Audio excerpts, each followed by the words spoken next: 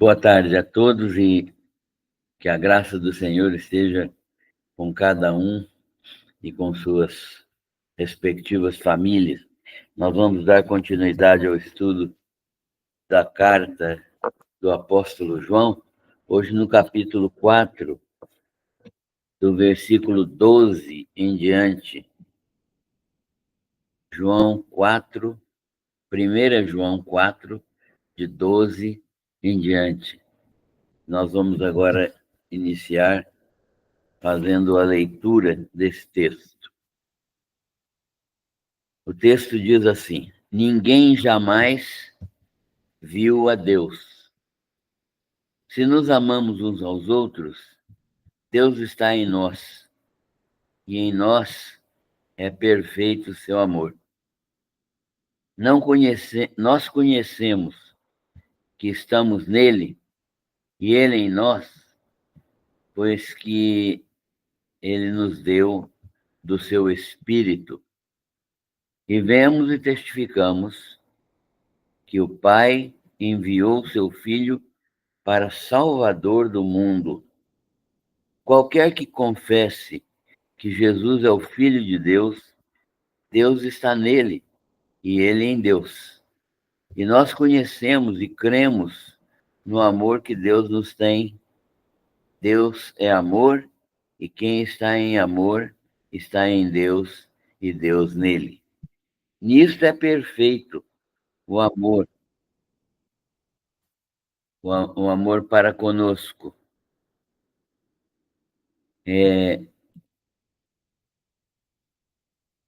Para que no dia do juízo tenhamos confiança, porque qual ele é, somos nós também neste mundo. No amor não há temor, antes, o perfeito amor lança fora o temor, porque o temor tem consigo a pena, e o que teme não é perfeito em amor. Nós o amamos porque ele nos amou primeiro. Se alguém diz, eu amo a Deus, e odeia a seu irmão, é mentiroso.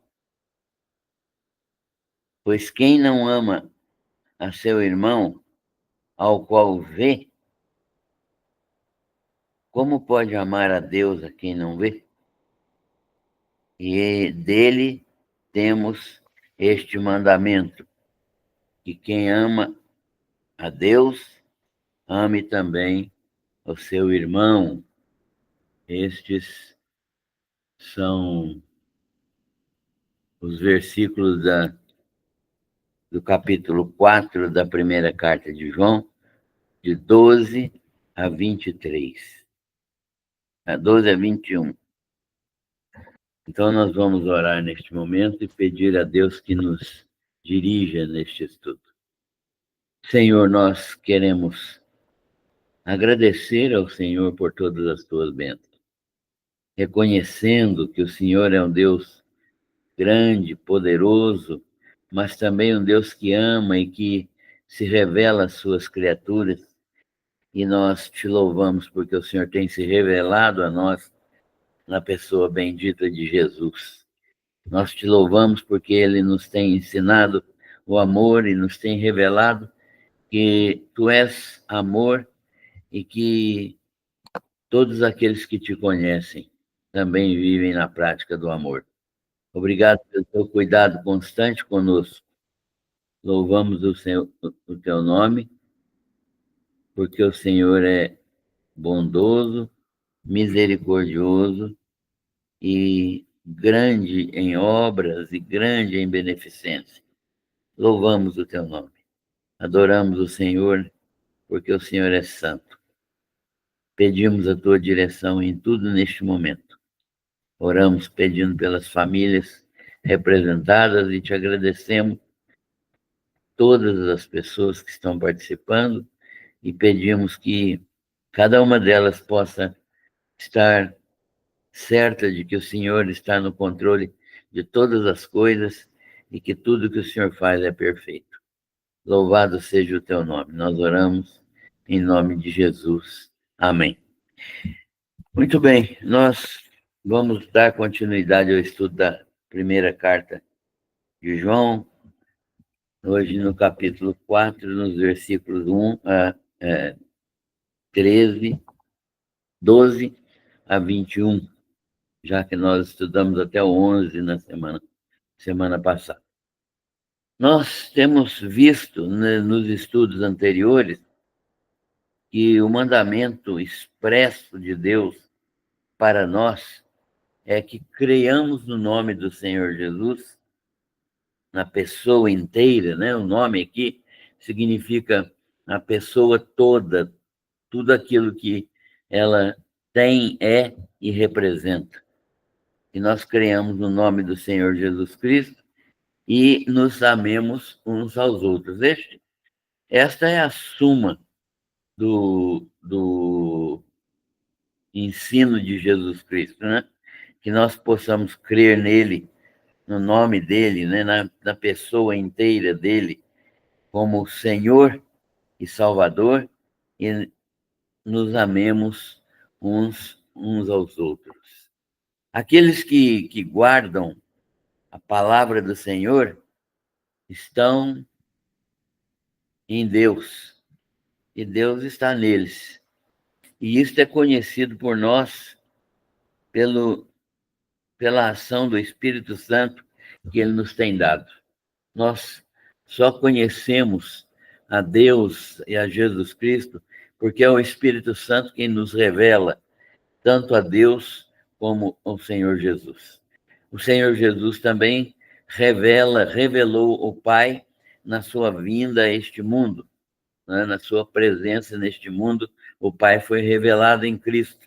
Mas a compreensão desse mistério e a compreensão de quem é Deus, de quem é o Jesus, é o Espírito Santo quem opera nas nossas mentes, é ele o Espírito revelador, né? Nós até já tem músicas que nós cantamos que falam exatamente disso, né? Vem, revela a nós aquilo que precisa ser conhecido de nós. Então, nós conhecemos aquilo que o Espírito Santo nos revela. E aqueles que guardam a palavra do Senhor estão em Deus, conforme o ensino de João, e Deus está neles, né? Então, estar em Deus não é nada mais, nada menos do que guardar os mandamentos de Deus. Não no sentido de que tem sido ensinado pelos judeus e até por alguns que se dizem cristãos, que guardar os mandamentos é caminho de salvação. Não, a salvação é garantida de graça por Jesus. Agora, os salvos, aqueles que têm o Espírito Santo, são capacitados pelo próprio Espírito Santo a guardar os mandamentos. Nós só guardamos os mandamentos, ou nós só desejamos guardar os mandamentos, né? Motivados pelo Espírito Santo, e é só crente que consegue fazer isso. Quem não é cristão não consegue guardar os mandamentos, porque é obra para a salvação, né? A guarda dos mandamentos sem ser crente é obra. A guarda dos mandamentos pelo crente é fruto, é fruto. Então, Deus nos faz frutificar guardando os seus mandamentos. A obra que Deus deseja que nós façamos é guardar os seus mandamentos. Aqueles que guardam a palavra do Senhor estão em Deus e Deus está neles. E isso é conhecido por nós pela revelação do Espírito Santo que Deus nos tem dado. Deus nos deu o Espírito Santo exatamente para ser a presença dele aqui conosco, né? A presença do próprio Deus conosco, sempre revelando tudo aquilo que nós precisamos saber. Agora, no capítulo 4 da carta do apóstolo João, ele vai orientar os crentes a não dar crédito a todo espírito, não é todo espírito que o crente pode dar crédito. Então, ele está falando aqui diretamente aos crentes lá da região de Éfeso, que estavam sendo ameaçados por heresias, né? A sua fé estava sendo ameaçada por heresias. E apareciam pessoas na igreja falando, como se fossem profetas. Eram falsos profetas, mas era difícil discernir para aqueles crentes. Então, João explica para eles, orientando-os a não dar crédito a qualquer espírito, mas a provar o espírito, né? Quando alguém falasse, quando alguém quisesse ensinar alguma coisa, que eles tivessem o discernimento de provar os espíritos, de não dar crédito a qualquer espírito ou a todo espírito, mas a provar se os espíritos eram de Deus. Porque muitos falsos profetas tinham surgido ali e pregando falsas doutrinas. Essas falsas doutrinas ensinavam que, principalmente isso, né? Que Jesus era uma criação de Deus, uma criatura de Deus, um intermediário entre os milhares de intermediários que existiam entre Deus e os homens, né? Então, era uma corrente de intermediários. Jesus era um desses intermediários, um desses elos dessa ligação, dessa corrente que ligava Deus perfeito ao homem pecador, né? Deus é tão perfeito que ele não podia pessoalmente chegar ao pecador. Então, as emanações que saíam dele, seres espirituais que saíam dele, que eram emanados dele, e cada vez menos perfeitos, podiam chegar ao homem e podiam se relacionar com os homens. Jesus era um desses seres. Então, era uma redução da pessoa de Cristo a um ser criado. E João está dizendo que isso não é verdadeiro. Os falsos profetas que surgiram ali estavam pregando essas falsas doutrinas. João, então, apresenta um teste espiritual para identificar quem é de Deus e quem não é de Deus. E ele apresenta este teste, né?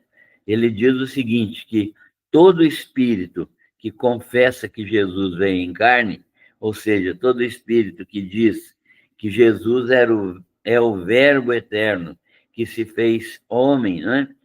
Que Jesus era um Deus, que é Deus, né? Que se fez homem e que veio nesta forma humana para nos revelar a Deus e para operar a nossa salvação, todo espírito que confessa que Jesus Cristo veio em forma humana é de Deus. Quem não confessa esta verdade, né, que Jesus Cristo é Deus que veio em forma humana, não é de Deus, mas tem o espírito do anticristo.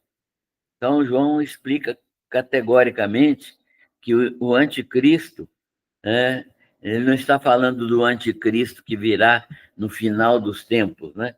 Ele está falando de alguém que tem o mesmo espírito, tem a mesma direção, a mesma ação desse anticristo.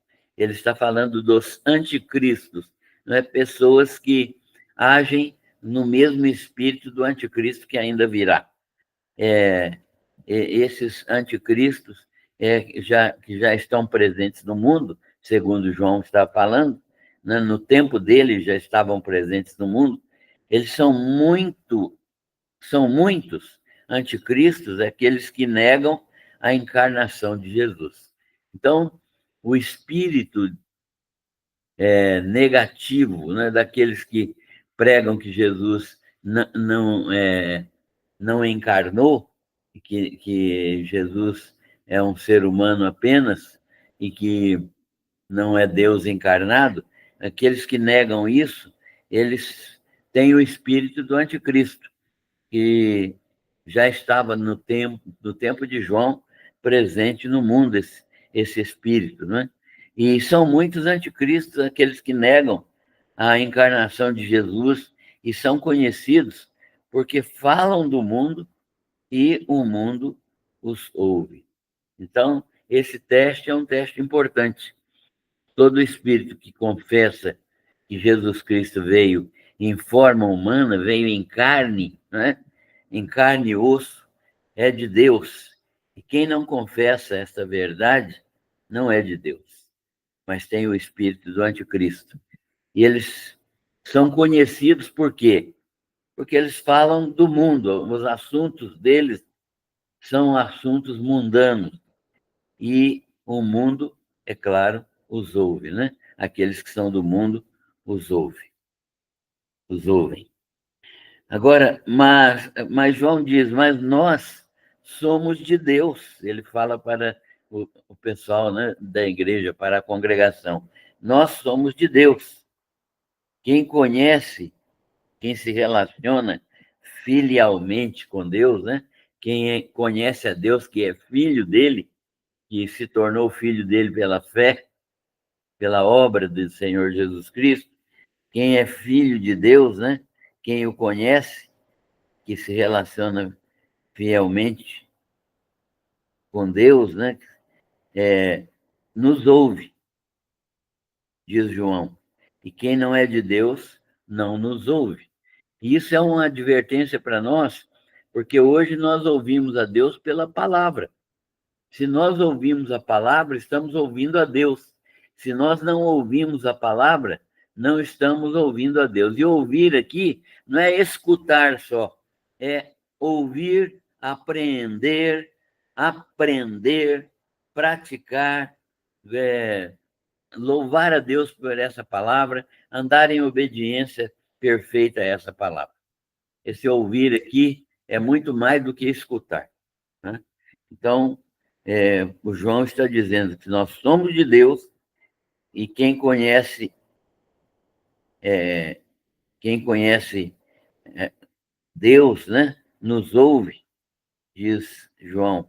E quem não conhece a Deus, não é de Deus, não nos ouve. E isso demonstra que nós temos muitas pessoas, às vezes, hoje, nas nossas congregações, que estão nessa condição, que escutam a palavra, mas não ouvem a palavra. Então, estão escutando, mas não estão ouvindo.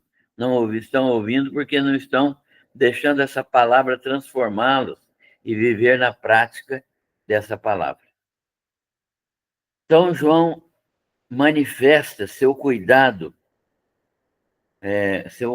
amoroso, seu cuidado paternal para com os crentes que ele chama de amados. É interessante, João usa essas expressões com os crentes lá, né? Amados ou então filhinhos. É muito frequente na carta dele. Filhinhos ou então amados. E João, então, manifesta desta maneira um cuidado paternal, um cuidado amoroso para com os crentes que ele convoca, que ele chama como crentes amados. E ele exorta esses crentes. Como exorta de que maneira? Dizendo a eles o seguinte: amemo-nos uns aos outros. Amemo-nos uns aos outros. Por quê? Porque o amor é de Deus. O amor é de Deus. Ou seja, Deus é a fonte do amor. Deus é o amor em essência. Deus é aquele que ama como uma expressão pura do seu caráter santo. Então, o amor é absolutamente natural em Deus, né? É absolutamente espontâneo em Deus. É a expressão das tuas ações de graça pela sua misericórdia. Então, ele ama. E João manifesta seu cuidado, então, expressando esta verdade, né? Exortando-os, dizendo: amemo-nos uns aos outros, porque o amor é de Deus. É bom notar que não é Deus, não é Deus, como tem sido diversificadamente trazido à realidade pelos grupos, os grupos hippies, os grupos homossexuais, que o amor é Deus, né?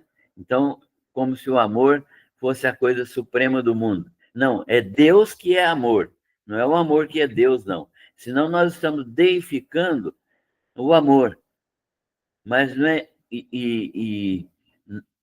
Isso não é o que a Bíblia está dizendo. O que a Bíblia está dizendo é que Deus é amor, ou seja, Deus se manifesta em perfeito amor. Né? Não é que Deus é amor, a essência de Deus é predominantemente santidade. Né? O que é mais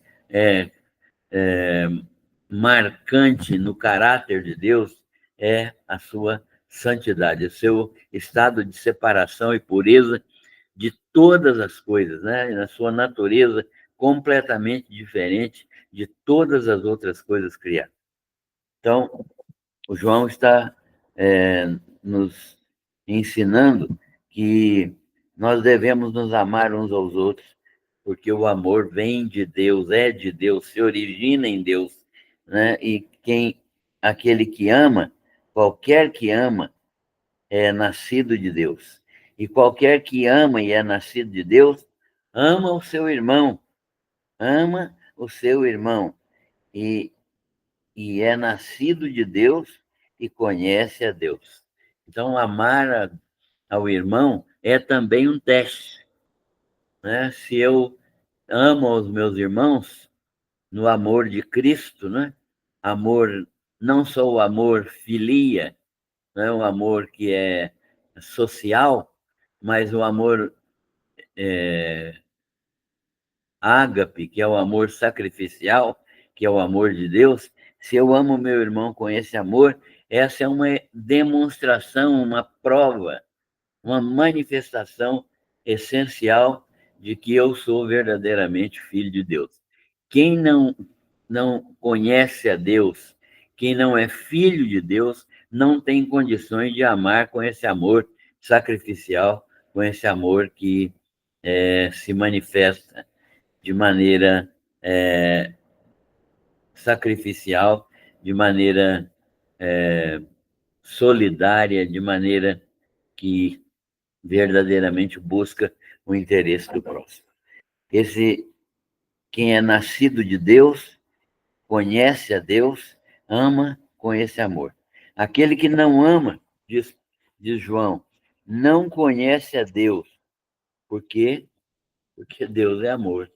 E conhecer aqui não é saber da existência.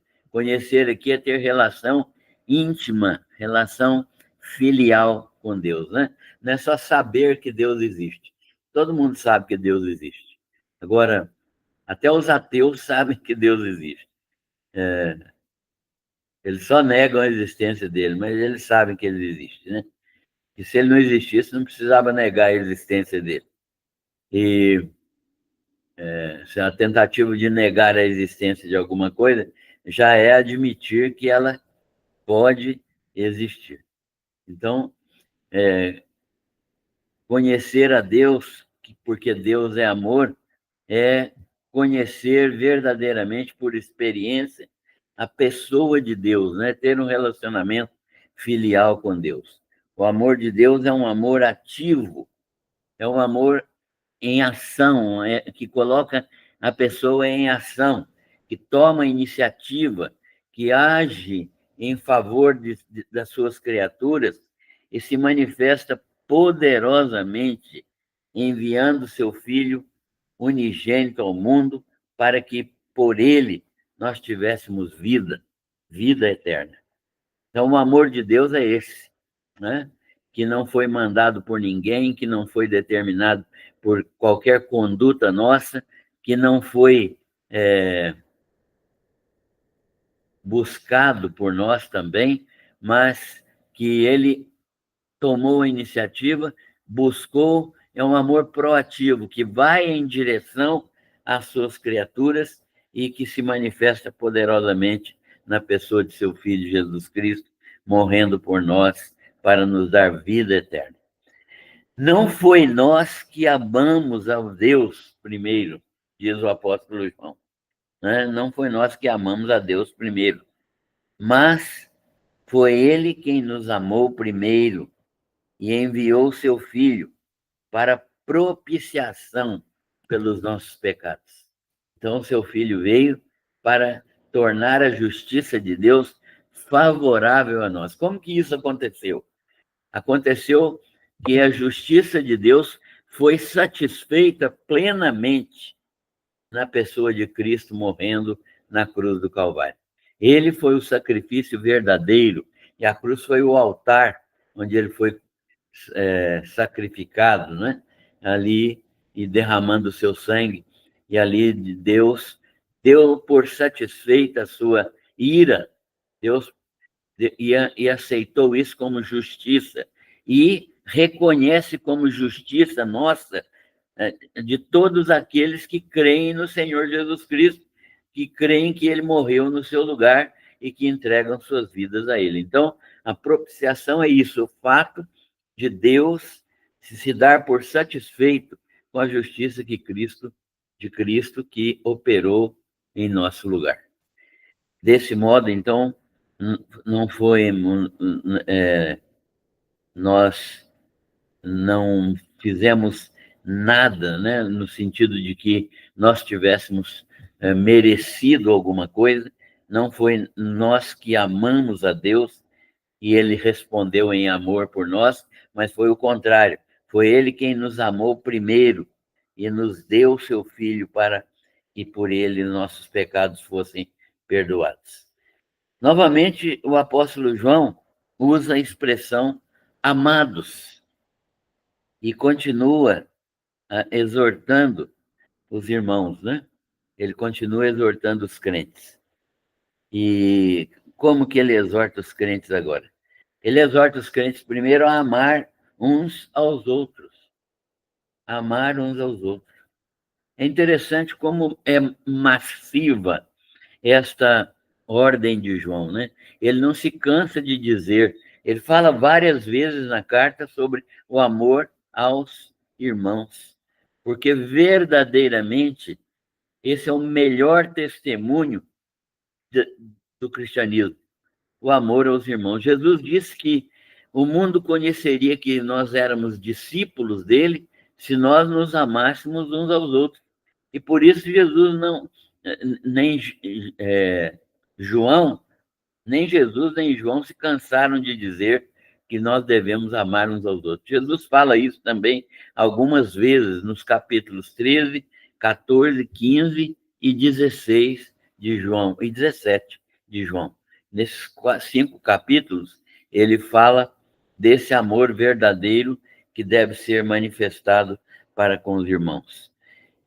Então, nós precisamos manifestar isso. E João continua exortando os crentes, então, a amar uns aos outros. Mas ele coloca uma comparação. Assim como Deus nos amou. Então, qual que é o padrão do amor que eu tenho que ter pelo meu irmão? O padrão é o padrão que Deus estabeleceu, amando, né? Amando a nós. João então diz, amando uns aos outros, assim como Deus nos amou. Esse é o padrão. Então, nós devemos sempre, ao nos relacionarmos com os irmãos, ter isso na nossa mente, né? Que esse amor de uns para com os outros, que é o mandamento de Deus, Deus não está falando assim, ame se for bonito, ame se for amável, ame se for uma pessoa boa, ame se for gente legal. Não, ame o irmão, não importa que jeito que ele seja, amar uns aos outros, assim como Deus nos amou. E esse amar aqui é diferente de gostar, né? Porque gostar é uma situação que que é gerada por empatia, por sintonia, por coisas que nós temos em comum, mas o amor independe de gostar. O amor é disposição de servir, é disposição de respeitar, é disposição de doar, de ser solidário, de sacrificar por alguém, de renunciar aos direitos para que o outro tenha satisfação nas suas exigências. Então, isso e é outra coisa, isso é demonstração de maturidade espiritual quando a pessoa é capaz de renunciar a si mesma para amar aos irmãos. Então, é amar aos irmãos como Deus nos amou, né? Deus nunca teve satisfação, nunca gostou do pecador no sentido de gostar daquilo que ele estava fazendo. Mas Deus amou o pecador, né? Deus não gostou daquilo que o pecador praticava e da própria pessoa do pecador, porque estava corrompida. Mas Deus amou esse pecador e buscou em Cristo Jesus. Os eleitos foram buscados por Deus em Cristo Jesus. Não por merecimento, mas por manifestação da graça de Deus. Então, novamente, o apóstolo João insiste no amor como característica fundamental do cristão. Característica fundamental do cristão. O cristianismo é constituído, segundo o apóstolo João, nós podemos entender isso, que o cristianismo é constituído por relacionamentos. Relacionamentos. O amor é relacional, é operante, ele é benigno, ele é aquele que procura fazer o bem, dispõe-se ao sacrifício, suporta as pressões, busca os interesses dos outros. Isso é o que nós definimos na Bíblia como amor, né? O cristianismo é constituído, então, por um relacionamento deste tipo, porque o amor é relacional e operante, né? Ele atua, ele não espera haver demanda, ele procura atuar de maneira até proativa, de maneira preventiva, às vezes, né? Amar primeiro, antes que as coisas se compliquem, ele primeiro ama, depois ele trabalha em função daquele relacionamento. O amor relacional e operante, benigno, que procura fazer o bem, que dispõe ao sacrifício, que suporta pressões e, e que busca os interesses do próximo, né? Esse amor que Paulo também descreve no capítulo 13 de 1 Coríntios. Mas João ainda diz que o amor é um dom de Deus. O amor é um dom de Deus. Também é uma evidência da presença de Deus. Não só o amor é um dom de Deus, como ele é uma evidência da presença de Deus. Ou seja, ele evidencia que Deus está presente na nossa vida, na minha vida, na sua vida, na vida de quem ama. E ninguém. E João é específico, né? Ele diz assim: olha, ninguém viu a Deus. Ninguém viu.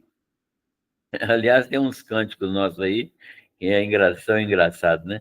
O cara quer ver Deus, diz que já viu Deus e ninguém viu a Deus. Jesus também falou isso para Nicodemos, né? Ninguém viu a Deus. E se Jesus, João e Paulo já disseram que ninguém viu a Deus, né? Paulo diz que ele é invisível.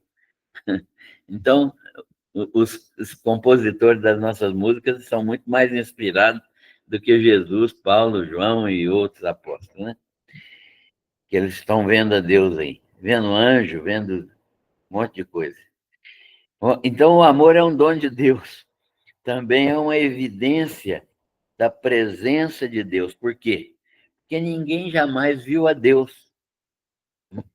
Mas, se nos amamos uns aos outros, Deus está em nós. Se nós nos amamos uns aos outros, Deus está em nós. E o seu amor perfeito vai nos aperfeiçoando no amar. Então, nós não vimos a Deus, mas o amor de Deus em nós é uma evidência clara de que Deus está presente na nossa vida. Por quê? Porque nós não podemos amar sem estarmos ligados a Deus, sem estarmos nesta fonte bendita que é Deus eterno, que é a fonte do amor, né? Deus é a fonte do amor. Ele é amor e todo o amor do mundo está na dependência de Deus. É Ele quem é a fonte inesgotável deste amor.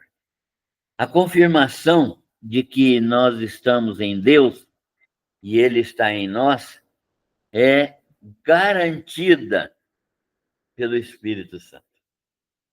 É uma bênção maravilhosa termos esse dom do Espírito Santo, né? Essa dádiva, dom aqui no sentido de presente, no sentido de dádiva, que Deus nos deu para garantir a nós que o seu amor é constante para conosco.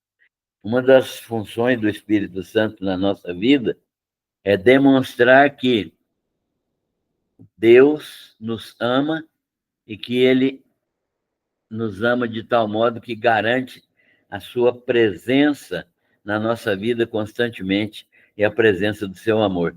É por isso que o Espírito Santo, que é Deus eterno, está habitando cada crente, né? E não como no Velho Testamento, que ele vinha sobre os crentes, e nem sobre todos, mas vinha sobre algumas pessoas, sacerdotes, profetas, reis, né? Então, algumas pessoas que eram especialmente chamadas por Deus, né? Por exemplo, os juízes, nós lembramos principalmente de Sansão, de Gideão, esses juízes que fizeram grandes coisas, mas no Novo Testamento, a partir do Pentecostes, o Espírito Santo vem habitar dentro de cada crente, né?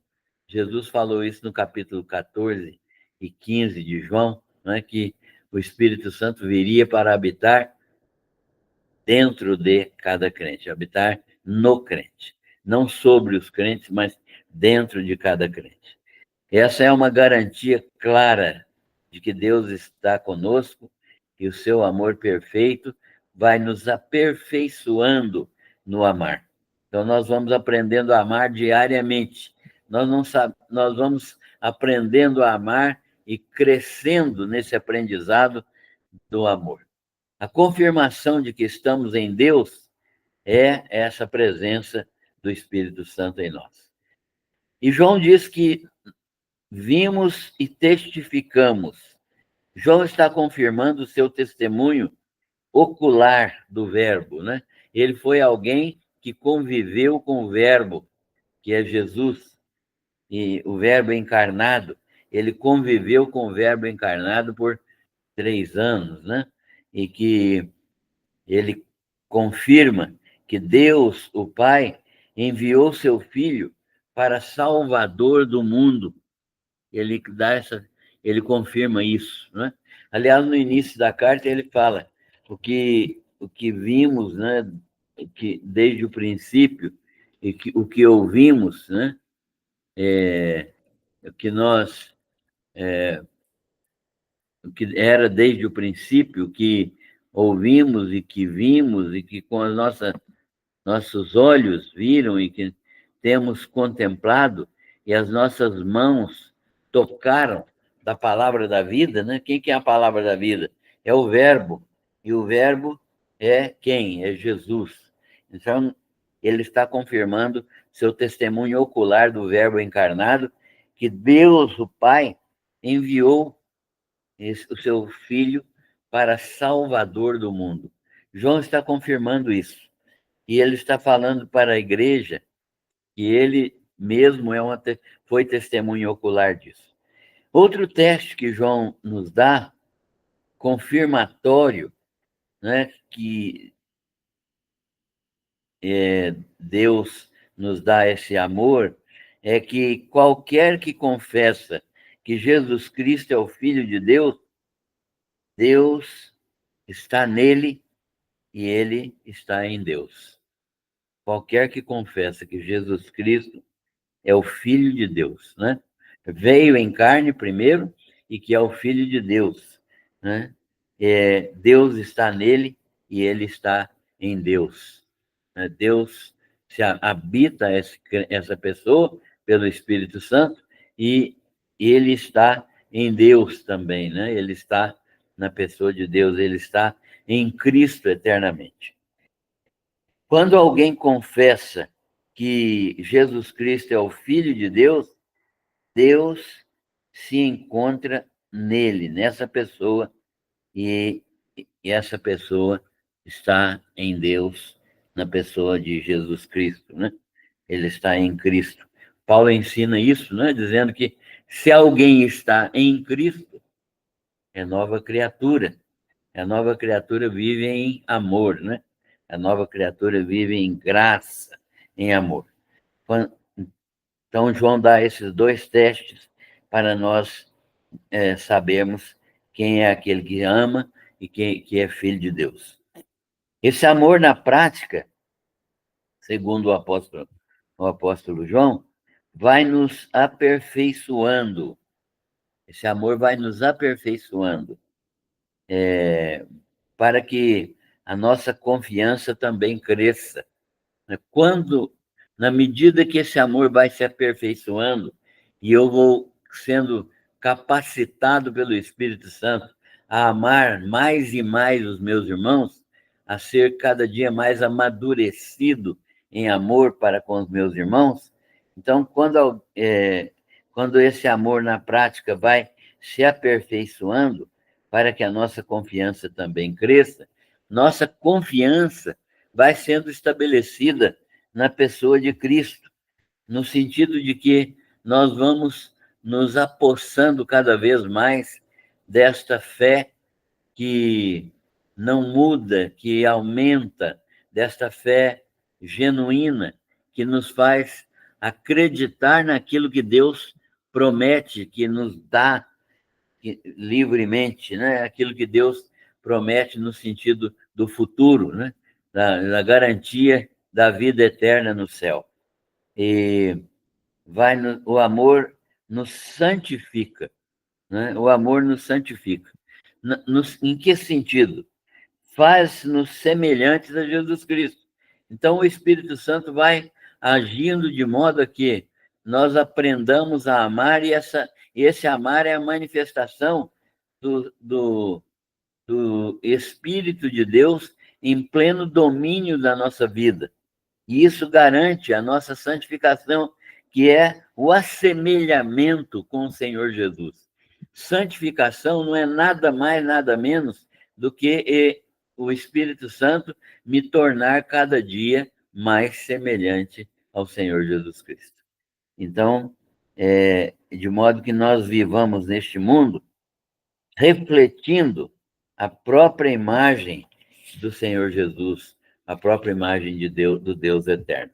Nós vivemos neste mundo refletindo essa imagem para que o mundo creia que Jesus foi enviado do Pai e para que eles amem a Deus e amem a Jesus e para que o mundo veja Cristo em nós.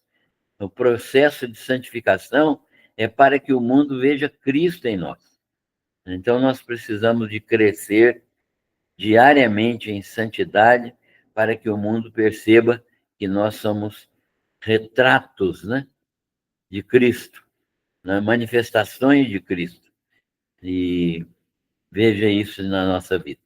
A prática do amor segundo o apóstolo João, lança fora toda dúvida, toda dúvida. A prática do amor lança fora tudo aquilo que é incerteza e medo na nossa vida. Nós podemos estar seguros de nosso resgate, né? Nós precisamos ter certeza disso. Uma das coisas que mais falta na vida de muitos crentes, a gente conversa com muita gente que não tem essa certeza, é que nós seremos absolutamente resgatados. Já fomos resgatados do pecado e já fomos salvos da ira de Deus, né? Libertados da ira de Deus que pesava sobre nós, mas ainda tem um resgate que é livrar-nos da morte eterna, né? Livrar-nos da, da, da, da morte eterna, não, da morte física, não é? Pela ressurreição. E isso é um resgate que vai acontecer na segunda vinda do Senhor Jesus ou no arrebatamento da igreja, né? Então, nós precisamos estar seguros desse nosso resgate. E é o amor, né? A prática do amor que lança fora essa dúvida, que lança fora o medo. João diz que no amor não há temor. Antes do perfeito amor, lança fora o temor. Porque aquele que teme não é aperfeiçoado em amor. Aquele que ainda tem medo de não ser resgatado, tem medo do futuro, tem medo de morrer, ele ainda não foi aperfeiçoado em amor. Porque nós precisamos saber que, por causa do amor, Deus nos tem preservado e nos tem reservada o resgate futuro para que nós sejamos como Jesus Cristo é. O apóstolo João disse isso, né? Vede que grande amor nos tem concedido o Pai de sermos chamados filhos de Deus. E é verdade, nós somos filhos de Deus, ele diz, né? Amados, agora nós somos filhos de Deus, mas ainda não é revelado o que nós devemos ser. Não sabemos ainda, né? Aquilo que devemos, o que havemos de ser, nós ainda não temos manifestado isso, mas nós sabemos que quando Jesus Cristo se manifestar, então nós seremos semelhantes a Ele, porque nós o veremos tal como Ele é. Então, o apóstolo João tinha essa certeza convicta de que ele estava seguro da sua ressurreição e da sua transformação para ser semelhante a Jesus, né? Nós não precisamos temer, o crente não precisa temer a morte, não precisa temer a falta do resgate, porque se ele é aperfeiçoado em amor, ele sabe que o amor de Deus vai se manifestar em toda a plenitude. E Deus não ama pela metade, né?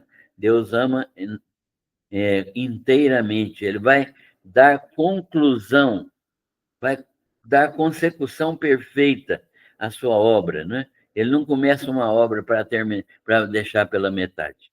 Então, nós vamos ser ressuscitados e não precisamos ter medo. Não devemos temer a pena. Por quê? Porque Jesus já pagou a pena, que já foi paga completamente por Jesus. Quem teme, quem tem temor, tem medo, não está aperfeiçoado no amor de Deus. Por quê? Porque isso é sinal de dúvida. É sinal de dúvida. Então, nós precisamos ter a convicção clara, não pensando ainda que estamos sujeitos ao castigo, né? Então, quando nós temos dúvida, nós ainda pensamos que há a possibilidade de algum castigo. E Deus já nos livrou do castigo. Deus já nos livrou da perdição, Deus já nos livrou de tudo aquilo que era mal, que era ruim. Deus já nos livrou em Cristo Jesus. A morte física é uma consequência do fato de sermos de natureza pecaminosa. Mas a morte física é a extirpação dessa natureza pecaminosa.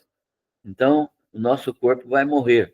e vai ser ressuscitado com uma nova natureza, uma natureza espiritual, não é? Que vai nos permitir viver plenamente, perpetuamente, sempiternamente, né? Na presença de Deus, sem a possibilidade de queda ou de pecado, mas nesse corpo glorificado. Então, nós não devemos viver em temor, devemos nos aperfeiçoar em amor. Seu amor, o amor de Deus, é o motivo do nosso amor por Ele. Nós não amamos a Deus primeiro, é Ele que nos ama primeiro. Deus nos amou primeiro, por isso nós devemos manifestar esse amor, porque quem ama a Ele, ama também o irmão. Devemos manifestar esse amor que Deus nos dá, porque quem ama a Deus, ama também aos irmãos.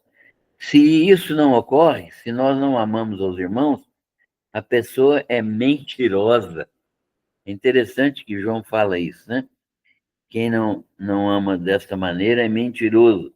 Ele diz assim: se alguém diz eu amo a Deus e odeia o seu irmão, é mentiroso. Odiar aqui não é desejar matar o irmão, não.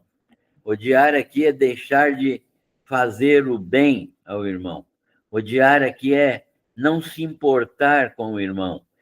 Odiar aqui é ignorar a pessoa do irmão, né? Não é simplesmente ter uma aversão, um ódio mortal, não. É não servir ao irmão. E, então, o apóstolo João diz que nós precisamos aprender a amar ao irmão. Se isso não ocorre, a pessoa é mentirosa, pois se não ama o irmão com quem convive e vê, como pode amar a Deus a quem não vê, né?